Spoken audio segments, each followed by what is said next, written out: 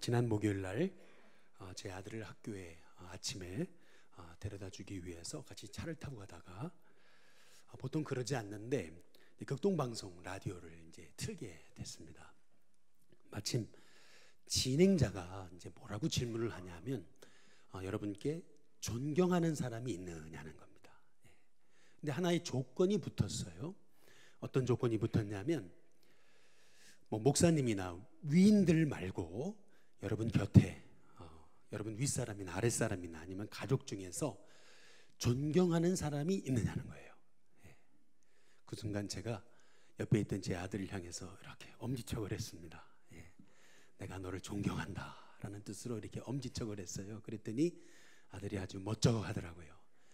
근데 잠시 후에 진행자가 뭐라 그러냐면은 이런 얘기를 해요. 만약에 여러분에게 누군가를 존경하는 마음이 있다면 여러분 마음에 사랑하는 마음이 있는 거라고.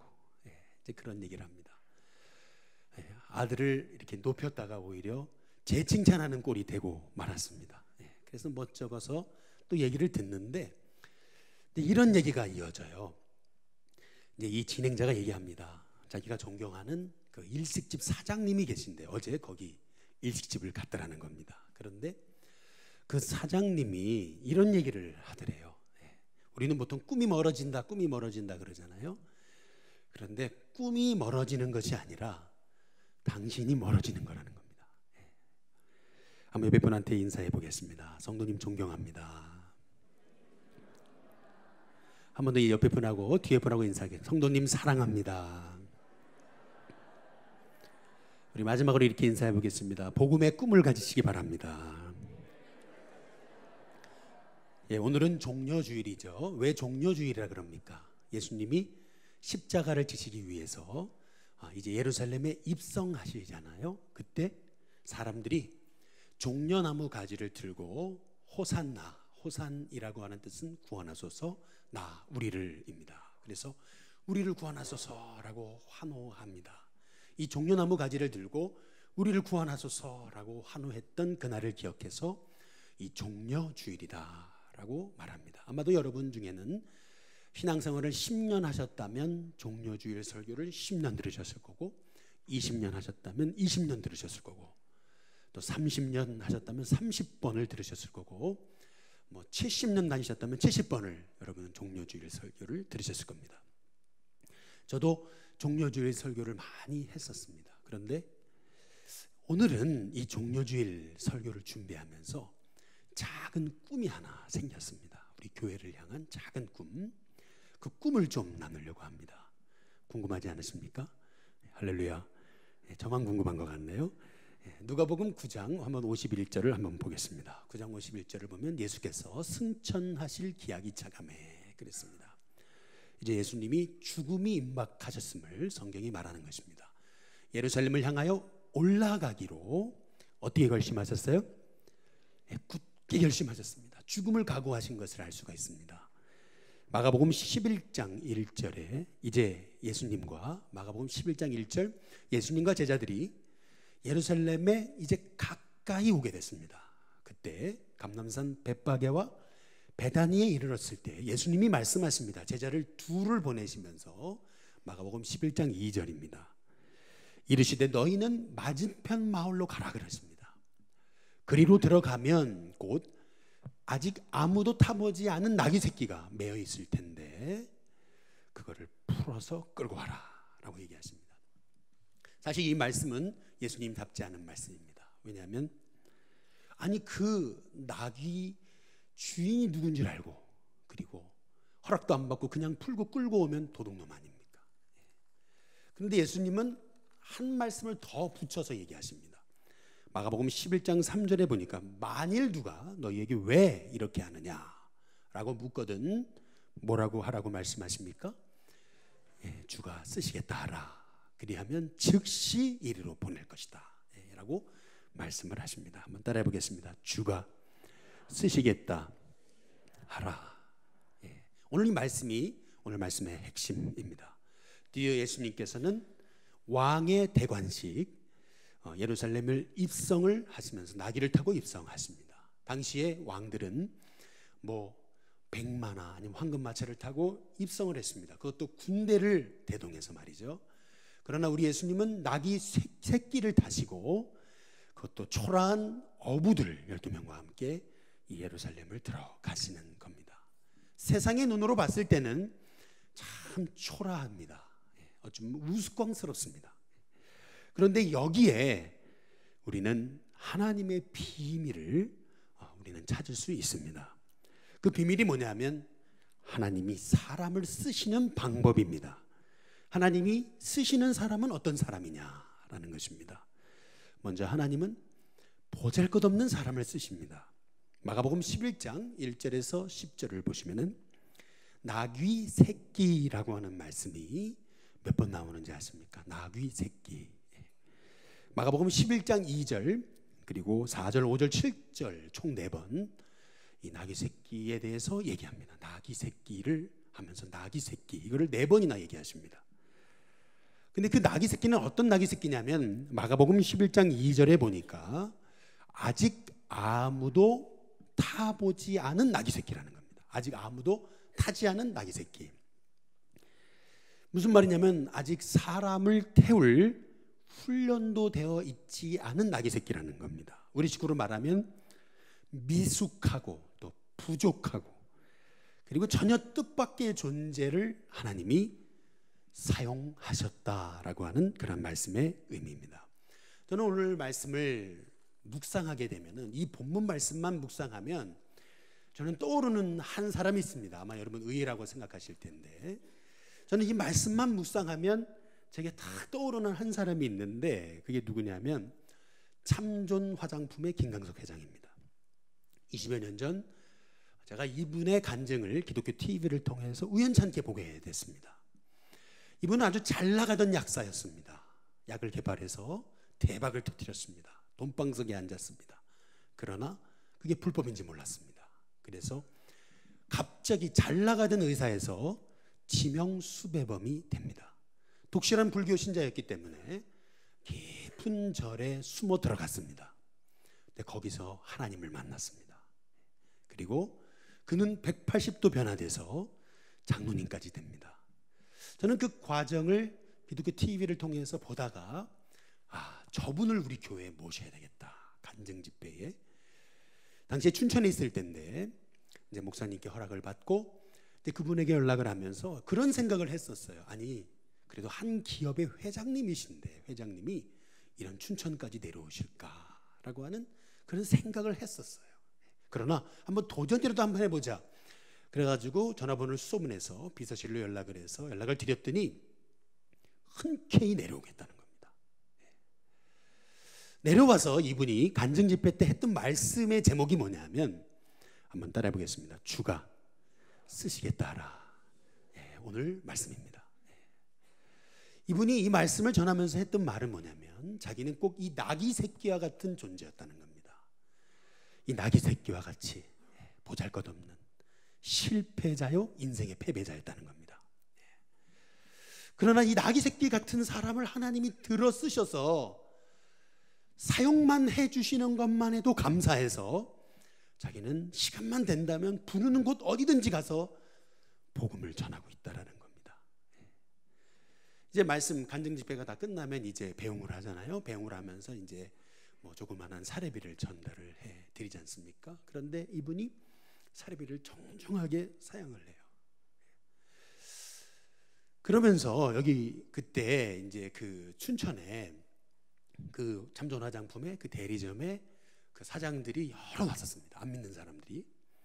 그분 한 사람 한 사람 손을 잡고 인사를 하면서 꼭 예수님 믿으시고 이 교회 나오시라고 이제 그러시면서 지갑을 열어가지고 차 한 잔씩 하시라고 그러면서 꼭 그냥 가지 말고 꼭 차 한 잔하고 하시라고 그리고 예수님 믿으시라고 이제 그러고 이제 떠나는 장면이 제 눈에 선합니다.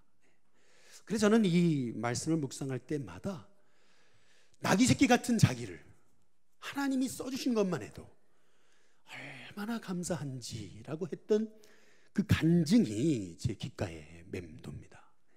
미가서 5장 2절에 보시면은 예수님이 탄생하신 곳이 어디냐면 베들레헴인데 당시의 베들레헴은 유다 족속 중에 가장 작은 동네였다는 겁니다. 보잘것없는 동네. 사람들이 전혀 메시아가 날이라고는 예측하지 못한 그 동네에서 우리 주님이 나셨다는 겁니다.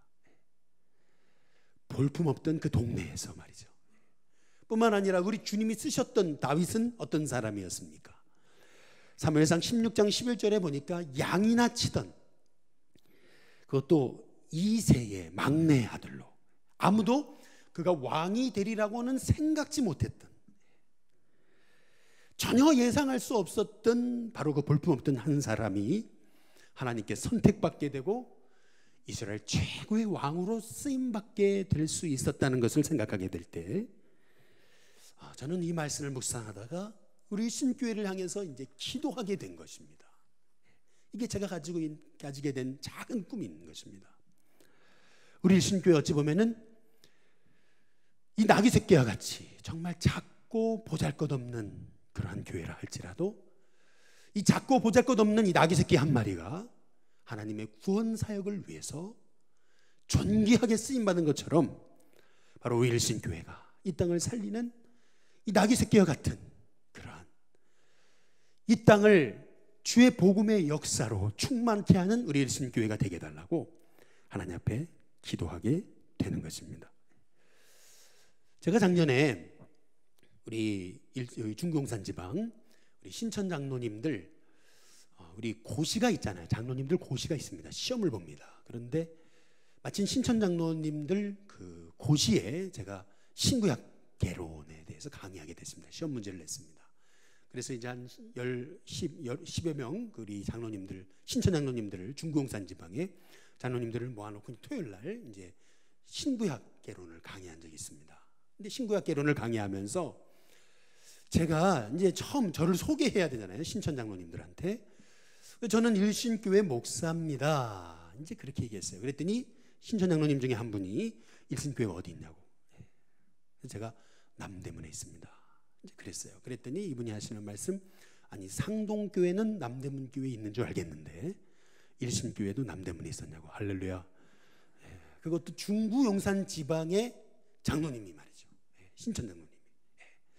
저는 그 얘기를 오늘 이 말씀 묵상하다가 갑자기 생각하게 됐습니다. 여기 잘 보시면 이 나귀 새끼 벳바게와 베다니 맞은편에 있던 그렇게 그냥 묶여있던 아무도 주목하지 않던 그 나귀 새끼예요. 거기에 나귀 새끼가 있었어. 그런데 아무도 주목하지 않던 그 나귀 새끼 한 마리가 주님 손에 붙들려 주님의 구원 사역으로 쓰임받잖아요. 마찬가지로 설사 아무도 주목하지 못했던 일신교회라 하더라도 주님의 구원 사역을 위해 쓰임받는 나귀 새끼 같은 주님의 교회 되게 달라고 하는 그러한 작은 꿈이 생겨지게 되는 것입니다.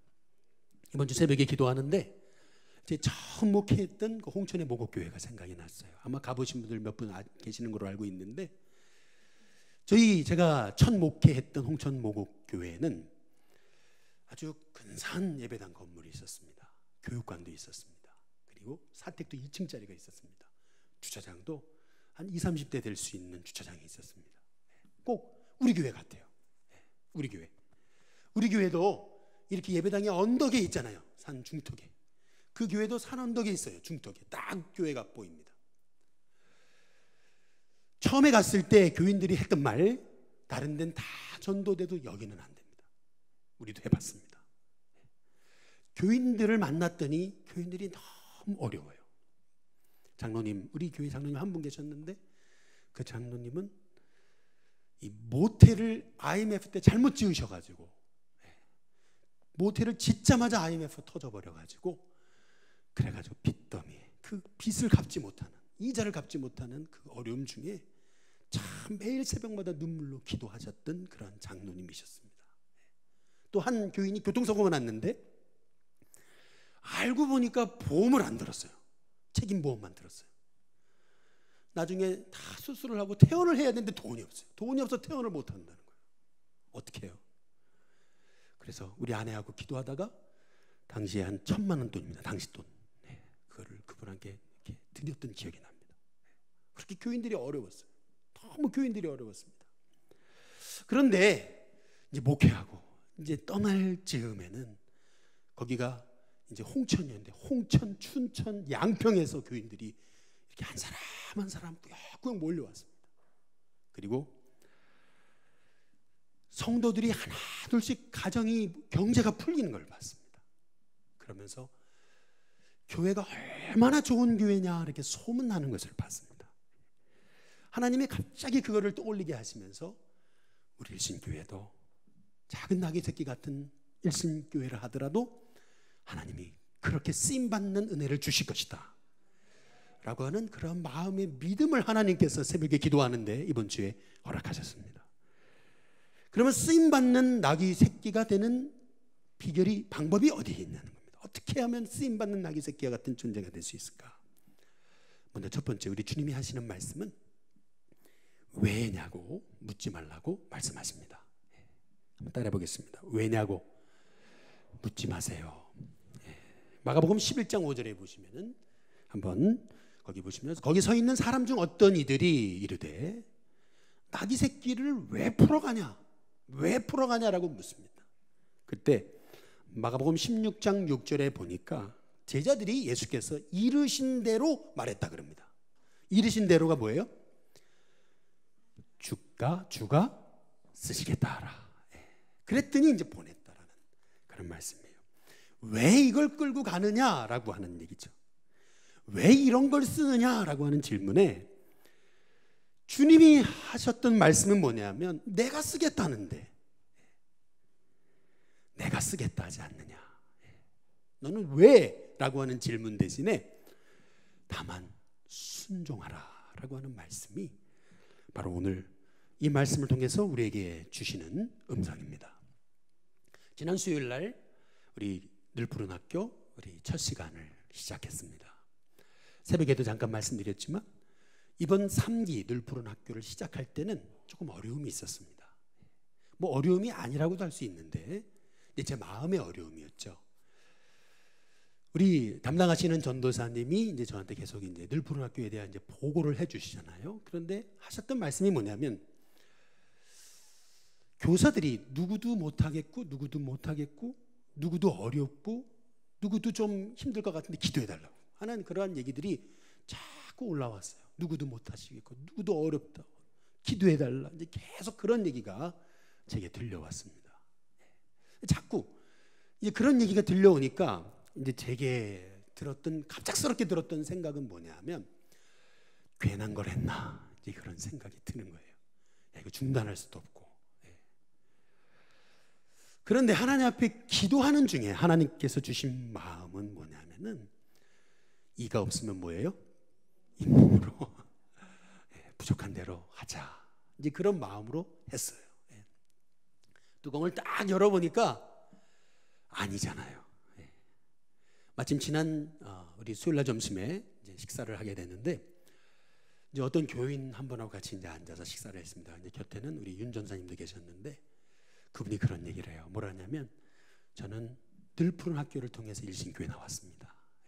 그런데 신앙생활이 이렇게 기쁜 건지 몰랐다고. 이제 그러면서 정말 매일 찬송 부르면서 산다는 거예요. 제가 뭐 시킨 말도 아닌데 그분이 그래요. 너무 행복하대요. 이렇게 신앙생활이 행복했는지. 근데 일신교회 근처에 사는데 9년을 살았는데 일신교회에 한 번도 못 와봤다는 거예요. 그러면서 너무 행복하다는 거예요.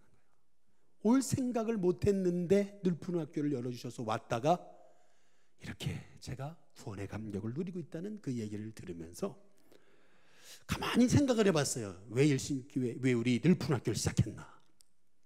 제가 스스로 생각해 봤어요. 왜 시작했는지 아세요?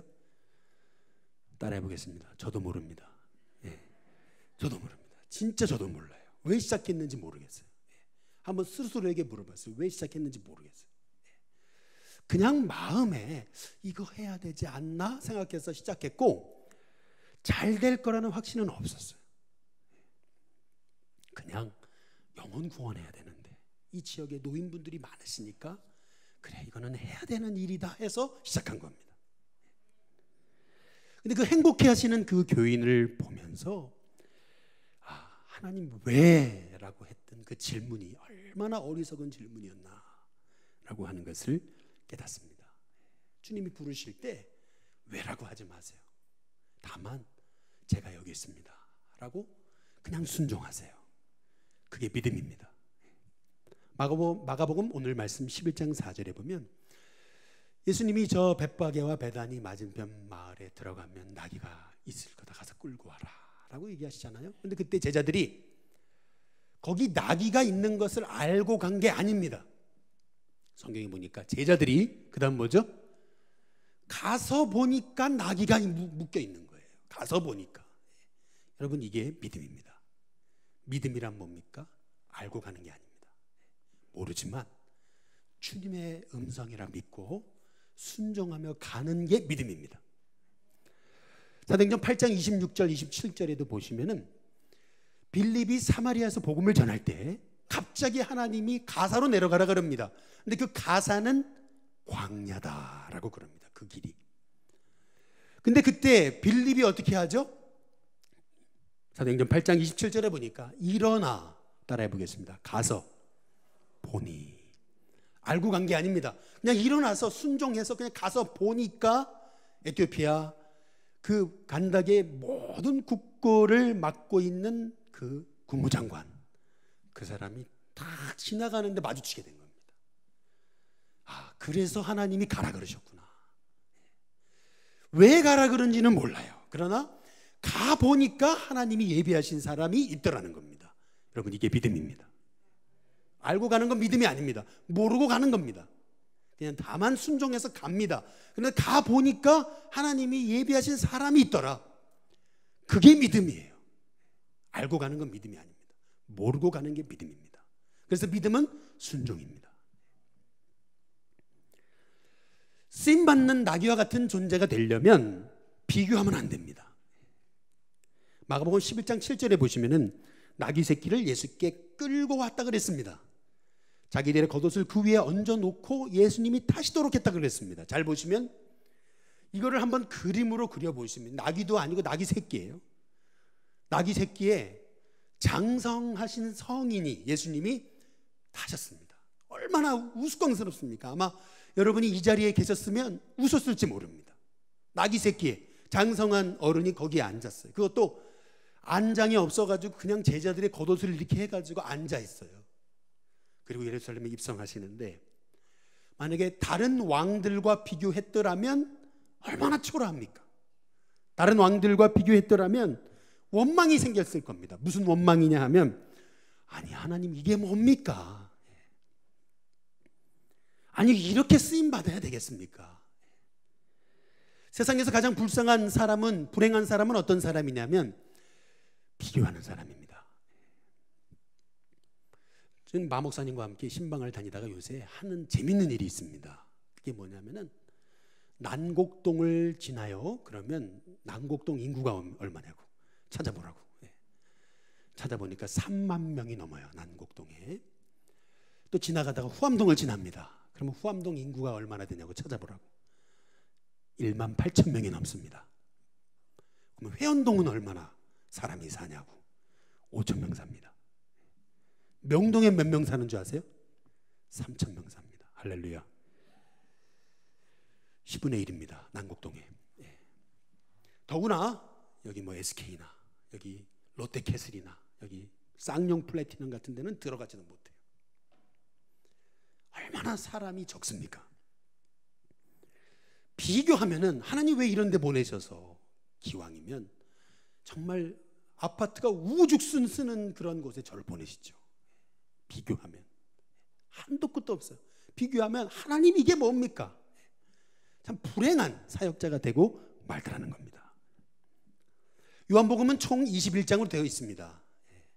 요한복음 20장 한번 31절을 보시면은 20장 31절 같이 한번 읽어보겠습니다. 요한복음 20장 31절 함께 있습니다. 시작. 오직 이것을 기록함은 너희로 예수께서 하나님의 아들 그리스도이심을 믿게 하려 하며 또 너희로 믿고 그 이름을 힘입어 생명을 얻게 하려 함이라. 여기 보면 오직 이것을 기록함은, 그래서 이러이러해서 이것을 기록했다라고 말씀하시면서 요한복음 20장 31절이 끝납니다.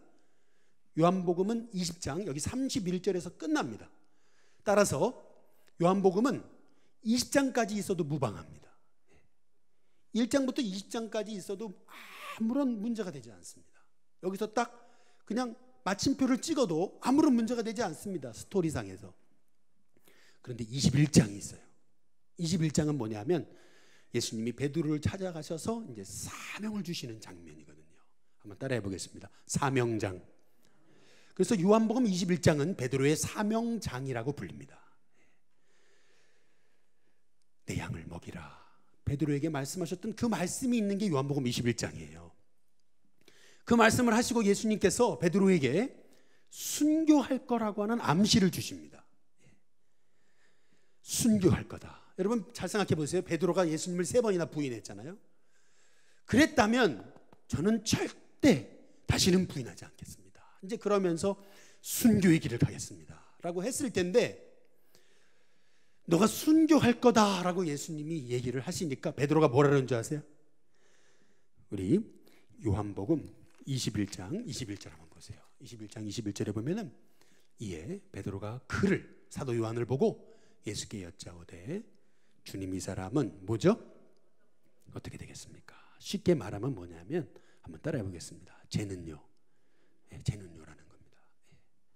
우리가 어렸을 때 여러분 그 학교에 선생님한테 막 손을 맞는다면 선생님이 나만 때려요. 그러면 뭐라 그래요? 쟤는요. 같이 떠들었는데. 뭐 그러지 않습니까? 꼭 그런 겁니다. 아니 왜 주님 저만 순교합니까? 그러면 쟤는요. 이게 베드로의 대답이었습니다. 너 순교할 거다. 그랬더니 베드로가 예, 순교하겠습니다. 이게 아니라 너 순교할 거다 라고 얘기하니까 베드로가 쟤는요. 비교하고 있는 겁니다. 그때 요한복음 21장 22절에 보시면 뭐라 그러세요? 예수님이 쟤는요. 그러니까 뭐라 그러세요? 한번 같이 읽어보겠습니다. 함께 읽습니다. 시작. 예수께서 이르시되 내가 올 때까지 그를 머물게 하고자 할지라도 내게 그게 무슨 상관이냐? 너는 나를 따르라 하시더라. 요한은 끝까지 살려두겠다. 그러나 그게 너와 무슨 상관이냐는 거예요. 쟤는요. 그게 너와 무슨 상관이냐는 거예요. 비교하지 말고 너에게 주어진 길을 가라는 겁니다. 사명자가 가져야 될 마음, 그게 뭐예요? 요한복음 21장은 베드로에게 주신 사명장이라고 그랬습니다. 사명자에게 주신 마음, 그건 뭐예요? 비교하지 말라는 겁니다. 비교하면 시험에 덫에 걸린다는 겁니다. 비교하지 말라는 겁니다. 마지막으로 주께 쓰임받는 나귀와 같은 주님의 종이 되려면 결과에 연연하면 안 됩니다. 사역의 결과. 나귀 새끼를 내놓은 주인은 무명의 그리스도인이었다고 얘기합니다. 아마도 십자가에 죽으실 예수님을 위해서 나귀 새끼를 내놨다라고 얘기하는 것은 죽음을 각오하는, 고난을 각오하는 행동이었을지 모른다는 겁니다. 그러나 주님께서 쓰시겠다고 하니까 이 무명의 그리스도인은 그 나귀 새끼를 주님께 내어놨습니다. 다만 순종했습니다. 여러분, 이 말씀을 통해서 우리가 깨달아야 되는 것은 주님께 쓰임 받다가 좀 고난당하면 어떠냐는 겁니다. 좀 실패하면 좀 어떠냐는 거예요. 이번에 우리가 부활절을 맞아서 부활절 계란 전도를 하는데 이 지역에 1000개의 계란을 돌립니다. 1000개의 계란을 돌렸는데도 한 사람도 구원 못 시키면 뭐 어떻습니까? 주님의 씨앗이 뿌려졌잖아요. 왜 결과에 연연하냐는 거예요. 왜 사역이 크냐 작으냐, 왜 거기에 연연하냐는 거예요. 10명 구원했냐 100명 구원했냐, 그게 뭐 중요하냐는 거예요. 하나님이 구원하시기 원하시는 한 사람이 중요하지 않냐는 거예요. 이 말씀만 드리고 마치겠습니다. 제가 최근에 참 제가 은혜 받은, 참 도전받은 책 한 권이 있습니다. 감동 깊게 읽은 책이 한 권 있는데, 재능은 어떻게 단련되는가 라고 하는 책입니다. 이 책이 얘기하는 것은 뭐냐면 재능은 타고나지 않는다 라고 하는 것을, 재능은 타고나는 것이 아니다 라고 하는 것을 과학적으로 증명해 놓은 책입니다. 그 대표적인 예로 미국의 대표적인 기업가 잭 웰치에 대해서 얘기하고 있습니다. 이 제규 엘치는 포춘지가 선정한 20세기 최고의 경영자로 알려진 사람입니다. 우리는 이 사람이 어렸을 때부터 경영을 잘할 것이라고 하는 싹을 갖고 태어났다라고 생각하는데, 벌써 어렸을 때부터 두각을 나타냈을 거다라고 생각을 하는데 그렇지 않다는 겁니다. 오히려 이 사람은 경영학을 전공한 사람도 아니고 단지 화학공학을 전공하고 대학에서, 그리고 박사학위도 화학공학을 전공했다는 겁니다. 그리고 교수가 되기 위해서 여러 곳을 두드렸지만 여의치 않아가지고 결국 GE에 그냥 화학개발 부서에 입사했던 사람이라는 겁니다. 아무도 이 사람이 세계적인 경영인이 되리라고는 좀 꿈도 못 꿨던 사람이라는 겁니다. 아마 본인도 내가 세계적인 기업가가 되리라고는 꿈도 못 꿨을 거라고 얘기합니다. 꼭 나귀 새끼 같은 존재죠. 내가 쓰임 받으리라고는 생각지 못한, 하나님이 저기 벳박이와 베다니 저 맞은편에 저 아무도 주목하지 않는 자리에 그냥 묶여있던 나귀 새끼를 하나님이 쓰신 것처럼 내가 쓰임 받으리라고는 생각지 못한 그러한 사람이었다는 겁니다. 제가 아까 작은 꿈이 있다고 말씀드렸죠. 사실 이 전화 한 통화 때문에 그렇습니다. 이번 주 참 뜻밖의 한 전화를 받았습니다. 이번에 4월 달에 우리 금난교회에서 서울연회가 있습니다. 서울연회 때는 1년 동안 열심히 전도한 분들을 위해 전도왕 시상을 합니다. 보통 전도왕은 이 서울연회급 되다 보니까 전도왕쯤 되려면 뭐 금난교회 같은 데서 많이 나오는데 100명, 최소한 100명 이상 전도해야 됩니다. 1년 동안. 뭐 상계교회 이런 데도 보통 70명, 80명입니다. 그 정도는 돼야 전도왕 시상에 참여할 수 있습니다. 그런데 이번에 연락이 왔어요. 지방에서. 이번에는 전에 안 하던 일을 하시겠다는 거예요. 그게 뭐냐면 지방별로 시상하겠다는 거예요. 지방별로. 그런데 한마디를 더 붙여요. 뭐라 그러냐면 지원한 교회가 없다는 거예요. 중국산 지방에. 전도왕으로 이렇게 시상할 사람이 없다는 거예요. 일신교회 전도 많이 한다고 들었는데 일신교회에서라도 추천해달라는 거예요. 제가 그 얘기를 듣고 마음이 아팠지만 또 한편으로 새벽에 기도하는데 제게 들었던 생각이 그거예요. 이 지역 어찌 보면 벳박이와 베다니 맞은편에 사람들이 주목하지 않는, 어찌 보면 공동화 현상으로 사람들이 떠나는 지역일지 모르겠습니다. 그래서 더 많은 사람들이 전도하기는커녕 오히려 다른 데 다 관심을 갖고 있습니다. 여기는 전도가 안 돼. 여기는 안 돼. 여기는 사람이 없어. 여러분 사람이 없습니까? 사람이 있습니다. 전도가 안 돼요? 됩니다. 왜 안 돼요? 안 하니까요. 지난 그 금요일 날 쪽박전 전도를 갔었습니다. 그리고 이제 집에 왔는데 이 몸에서요 담배 냄새가 쪄들어가지고 몸에도 다 담배 냄새가 쪄들었더라고요. 그래가지고 양복을 다 벗었습니다. 그날 저녁 기도를 하는데 그런 생각이 들었어요. 우리 일신교회 어찌 보면 작은 나귀 새끼, 저 벳박이와 베다니 맞은편에 있던 아무도 주목하지 않은 그 작은 나귀 새끼와 같은 그런 교회일지 모르겠습니다. 그러나 꿈이 생겼습니다. 우리 일신교회가 여기 중국산 지방에 전도에 있어서 모델이 되는 교회 되게 하여 주옵소서. 주님이 쓰시겠다는데 왜 우리입니까? 다만 순종할 뿐입니다. 주님이 쓰시겠다는데 감히 꿈을 꿔봅니다. 전도가 안 된다는 교회들이 일신교회에 찾아와서 어떻게 전도합니까?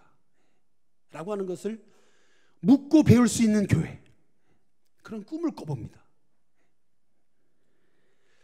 이 말씀을 준비하다가 이 말씀이 생각났어요. 이 스크린에는 없어요. 한번 찾아보실래요? 못 찾으시는 분은 들으시면 되겠습니다. 누가복음 19장 한번 찾아보시겠습니다. 누가복음 19장 이 말씀만 찾아보고 마치겠습니다. 누가복음 19장 40절에 한번 보세요. 누가복음 19장 40절에 보면 누가복음 19장입니다. 스크린을 준비하지 못해 죄송합니다. 누가복음 19장에 누가복음 19장 한번 찾아보세요. 19장. 그러면 28절 한번 먼저 보세요. 28절을 보시면 누가복음 19장 28절입니다. 한번 가지신 분들 같이 한번 읽어보겠습니다. 함께 있습니다. 시작. 예수께서 이 말씀을 하시고 예루살렘을 향하여 앞서서 가시더라. 예루살렘에 올라가시잖아요. 거기 31절 보시죠. 31절에 보니까 같이 있습니다. 함께 있습니다. 시작. 만일 누가 너희에게 어찌하여 푸느냐 묻거든 말하기를 그 다음 뭐요? 주가 쓰시겠다고만 하라 하시매. 이 말씀이 어떻게 끝나요? 이 말씀이 어떻게 끝나는 줄 아십니까? 40절 보세요. 40절에 보면 어떻게 끝나요? 같이 읽어보겠습니다. 함께 있습니다. 시작. 대답하여 이르시되 내가 너희에게 말하노니 만일 이 사람들이 뭐하면요? 침묵하면, 이 지역의 사람들이 침묵한다면, 이 교회들이 침묵한다면, 그럼 어떻게 하시겠다고요? 돌들이라도 소리 지르게 하겠다. 그러면 어떻게 이 말씀을 받으십니까? 저는 그렇게 받았습니다. 너희가 침묵해? 그래. 그러면 작은 나귀 새끼 같은 일신교회라도 소리 지르게 하겠다. 작은 나귀 새끼 같은 일신교회라도 복음 전하게 하겠다. 그렇게 말씀을 받습니다. 나귀 새끼 같은 우리입니다. 그러나 주님이 주님의 복음 사역에 침묵하지 말라고 말씀하십니다. 너희가 침묵하면 돌들이라도 소리 지르게 하겠다. 우리 주님의 그 간절한 절규, 그 말씀 앞에 제가 그 돌이 되겠습니다. 말씀드리는 저와 여러분이 될 수 있기를 주님의 이름으로 축복합니다. 기도하겠습니다.